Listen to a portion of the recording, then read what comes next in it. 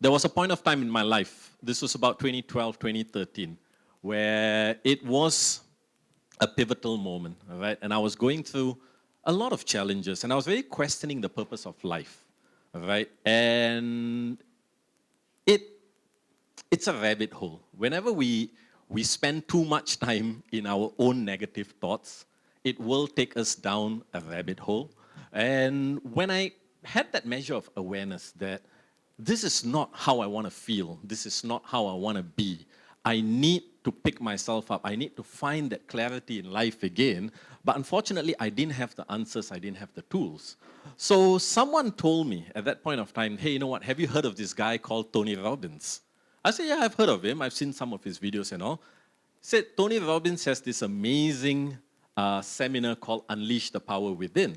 Said, maybe try attending it, it's life-changing. So I went and Googled for Tony Robbins Unleash the Power Within. I really liked the work that he was doing. I liked everything that we were sharing. And I was so excited. I wanted to be in that program. And then I found out that the program cost $1,000. Right? And I did not have $1,000. And that's when it kicked in again. Why me? Why is this happening to me? I really want to attend the program, but I don't have the money to attend the program. $1,000 was excluding flight tickets to Sydney because that was where he was running it. It was excluding accommodation, it was excluding food. And I knew I couldn't afford it. In the world of self-help, a lot of people will tell you, beg, borrow, and steal, and it will come back to you. The last thing I wanted to do was put myself in debt in a time where I already didn't have money. So for me, that doesn't work. Right? That mantra has never worked because I believe in living within your means. And if you don't have, you don't have. Beg, borrow, and still only puts you in a deeper hole. Right? So why me was the question in my mind. Life changed for me the moment I stopped asking why me. Why me became what must I do next. And that's when it hit me, like while I could not afford to go for a Tony Robbins seminar, I could afford to walk into a bookstore and buy a book. And if I could not afford to buy a book, I could still go to the library and borrow a book. So books were the starting point of my self-development journey about 12 to 14 years ago. And ever since then, all right, I've made it a mission to make knowledge freely available for anyone out there who cannot afford it, because I know what it's like. All right, so the book, one of the reasons the book I published it was simply because of that. It's a $20 book that anyone can get their hands on, and if you can't afford it, it's in every library. And if you're not a reader, there's a whole lot of videos that I've put up, whether it's on TikTok, it's on Instagram, it's on YouTube. They are all free, no one pays for anything, and the whole idea is people must have access to knowledge that can change their lives. And for me, I just look at myself as a medium of knowledge. That's all. I'm here for a limited period of time. I don't know how much time this is, but in this time, my job is to pass on what I have learned that has helped me pick myself up in some of my darkest moments. Wow, thank you. Personally, I've watched his videos and they are really, really good. So you all should really, really check them out. So my next question. So I'm sure you've had your fair shares of ups and downs in life. So can you share with us, what do you do when you are down? And how does one maintain motivation through this roller coaster that we know as life? Okay, that's actually a very good question. Okay, let me just answer the second part of that question first, right? How do we find the motivation, is it? Yeah, how do we maintain how do we maintain the motivation? Okay, so here's a little secret. All right, motivation is an emotion. All right, motivation as an emotion is no different than other emotions like happiness, joy, sadness, doubt, frustration. Emotions are never in one state all the time. Okay, which means we can be happy and then we can be sad.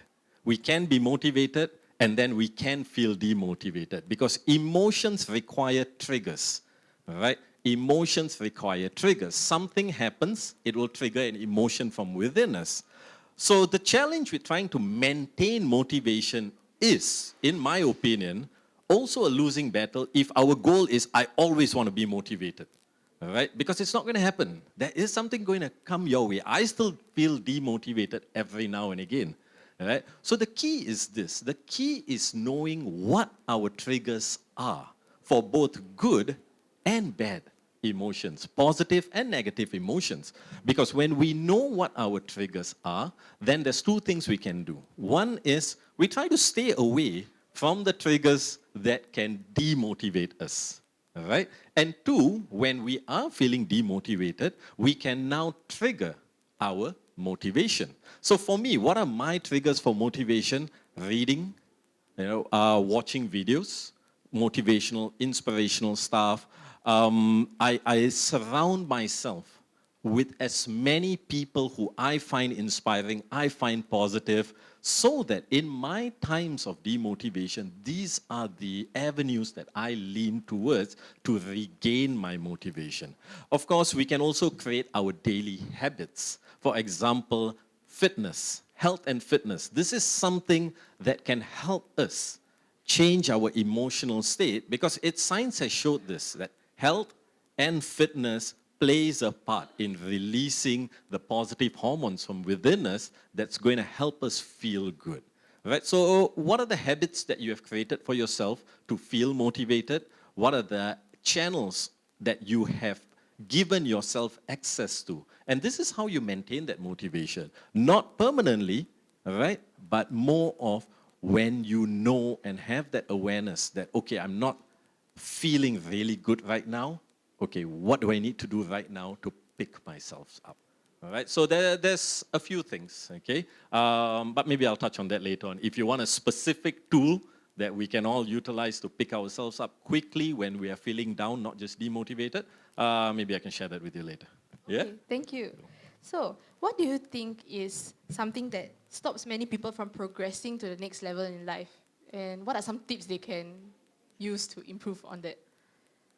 Okay, well, what stops people from progressing to the next level in life? I think the first thing is not even knowing what the next level is. All right, because what is the next level? We always hear this all the time, right? I want to go to the next stage of life. I want to get to the next level of life. But what is the next level? Because my next level can be very different from your next level. And your next level could be very different from your next level, right? So I think what stops people from getting to the next level is not even knowing what the next level is, all right? Think about a GPS, all right? These days, we are all quite familiar with using Google Maps. What is the two most important things that we need for Google Maps? We need a current destination, our current location and our destination. Only with these two critical components can Google Maps plan out a route to take you from where you are to where you want to be. All right? So life is like Google Maps. So first, I would say, know what the next level is. Have clarity over what that next level is. And that next level has got to be where you want to be and not where people want you to be. All right? Because that's the other thing. A lot of times we want to be where someone else wants to be, but we don't really want to be there, but we think we want to be there. So that clarity is important. So that's the first thing, is not knowing what the next level means. The next is not taking action, not putting in the work. All right? So if I know where I want to go, but I don't pick myself up to even take that step forward to get there, nothing's going to happen. So a lot of times people often say that, hey, you know what, I want to achieve this by the end of the year. All right? But they do absolutely nothing. Right? They do absolutely nothing, meaning they don't learn what they need to learn to get to where they want to be. They don't do what they need to do to get to where they want to be. They just sit there hoping that life will change, and life won't just change. There will always be the exception of the rule. I often use this example of smokers. Right? It's a known fact that smoking can cause, right, illnesses that can end our life. Everybody knows this. Even smokers know this. But every smoker will always look at the person who's been smoking for 90 years and never got cancer and said that, my grandmother smoked for 90 years. She didn't get cancer. But they will completely forego the fact that she's probably 1 in 1,000 who didn't get, but 999 got it. So yeah, there will always be the outliers where, life circumstances gave them certain opportunities that came their way that helped them achieve what they want to achieve in a short period of time. But for most of us, we must remember, if we know where we want to get to, we must put in the work to get there. All right? So that's the journey. So first, not knowing what the next level is.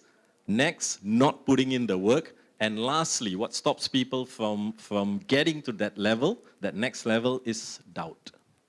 All right? Doubt. And doubt, to me, is the killer of dreams. When we give in to doubt.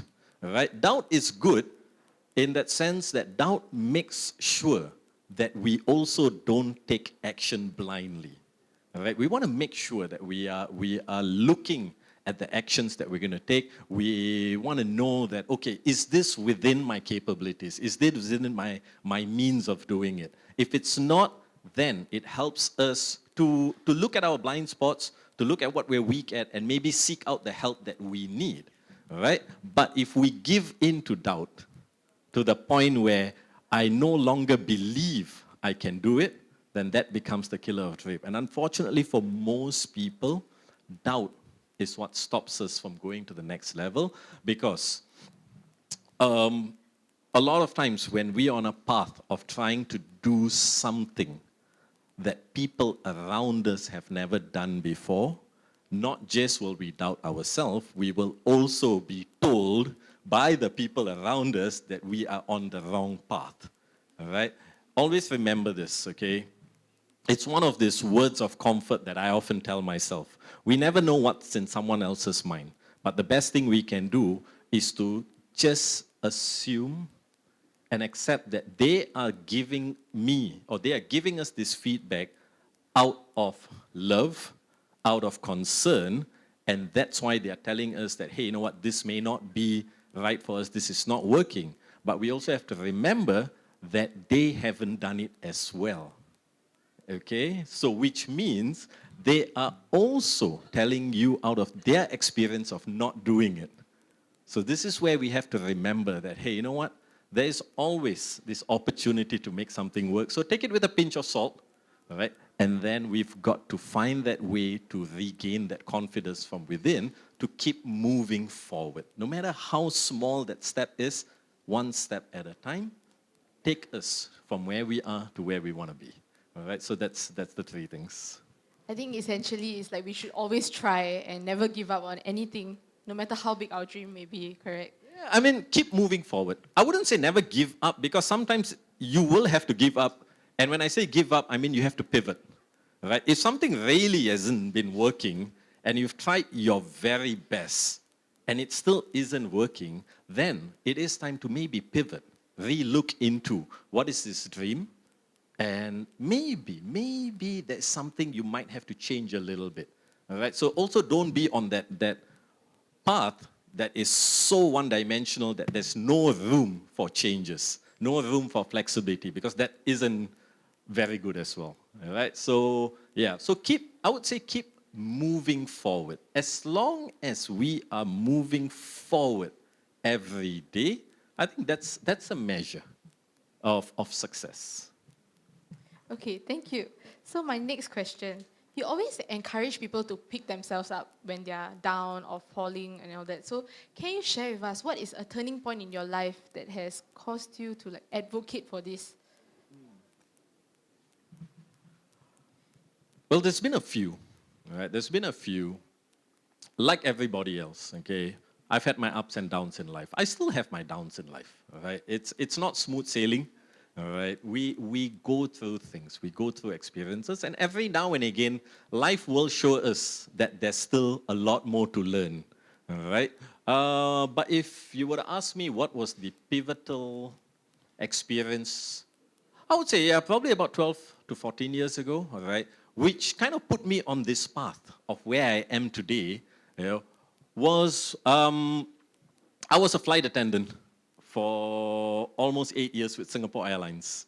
All right, so if I do look familiar to some of y'all, maybe I've served y'all coffee or tea on board, and I never know. But this was a lifetime ago. But for 8 years, I was a flight attendant. In 2010, I made that difficult decision to leave the comforts of the airline. I did it because I was 30 at that point of time. And I knew if I stayed on, I would never leave. But at the same time, I felt I needed to leave, right, to find my footing back on ground again, because I wanted to do something where I could contribute back to society, to people. And I knew being a flight attendant, I've achieved all I want to achieve there. Life for me, it's run its course. So 2010, I made the difficult decision to leave, right, without a plan. I thought, I'll quit and I'll figure it out, right? So that was a difficult learning experience because I realized that if you don't have a plan, life will still take you somewhere. It just may not be where you want to be, all right? So I struggled for about a year and a half, trying to find my calling, trying to find my place in this world, while I was qualified. I still have a diploma in mechanical engineering. I have a degree in engineering management. I worked in the engineering field for only about a year and a half, and then I became a flight attendant. And by the time I left in 2010, technology had moved so fast. And if you're not in that industry for 8 years, you are no longer relevant because everything that I knew was no longer relevant. So much had changed. So it was really hard for me to get back into the engineering field. Hospitality field was easy because of the name Singapore Airlines. Problem is I didn't have any qualifications in hospitality. So I wasn't getting offers that I felt was a good start, to start back. I wanted to get more. I wanted to earn more. So for about a year and a half, I was doing all kinds of odd jobs. At one point of time, I was also selling free credit cards at train stations and malls. So for those who have never seen me on board, maybe you saw me at a shopping mall or at a train station trying to ask you to sign up for a free HSBC credit card. So in that year and a half, I realized that financially, it was on a downward trajectory, okay? Career-wise, I had no clue of what I wanted to do, where I want to be. I just knew I was very unhappy. And to make things worse, that was the point of time where I also went through a divorce. And to me, it felt like life came crashing down hard. And it took me back to this place when I was a 21-year-old boy coming from Malaysia to Singapore with nothing but a bag with clothes, trying to find a new life with hopes and dreams. The difference was 10 years later, I had no hopes and dreams. It felt really bad. So the only question in my mind was, why me? Why me? Why me? I'm a good person. At least I believe I'm a good person. I believe I do good things. Why do bad things happen to good people? So these were the questions in my mind, and these questions trigger a lot of emotions from within, mainly negative emotions. The more time we spend on questions that trigger negative emotions, the more those emotions intensify and the worse you feel. And I said, life, I think, changed for me the moment I changed the question. When why me became what must I do next, that's when life changed for me. And I said, I'm done with living in the past. I want to live in the present. I want to shape the future. All right, so thank you. So that was the pivotal change for me. Awesome. Yeah. Thank you so much. I'm sure I'm very inspired by hearing your story. And I'm sure everyone here is very, very inspired. I just want to dream bigger, and I feel like after hearing what you have spoken, we should all just always try and chase bigger dreams and get inspired by you. So thank you so much for today. Yeah. Thank you, most awesome. welcome. Actually, if you just have a couple of minutes, because I said I will keep up to my word, but I'll keep it very quick, because I did say I will share something with you guys to help you pick yourself up really quick when you're feeling down, okay? So I use this all the time. I still do this every time, because life will hit us every now and again. We will feel down, we will feel no motivated, we will feel sad, right? 4 questions. This is a self-coaching exercise, right? Question 1, ask yourself, what am I feeling? All right, and write it down. Whatever emotions that you're feeling, write it down. Question 2, what led me to feel this way? All right, write down whatever happened. Doesn't matter what you're writing, just write it down. What led you to feel this way? Question number 3 is one of the most important questions you can ask yourself. How much longer do I want to feel this way? Because it's your choice, it's your decision. If your answer is, I want to feel this way for 2 years, then take ownership of that and feel lousy for 2 years. It's your call. But if your answer is, I want to not feel this way right now, then comes the 4th question, which is, what must I do next to feel better? Believe me. Go through these 4 questions, write it down. You will know what you need to do. You don't need me to tell you what to do. All right, with that, thank you so much. Thank you so much.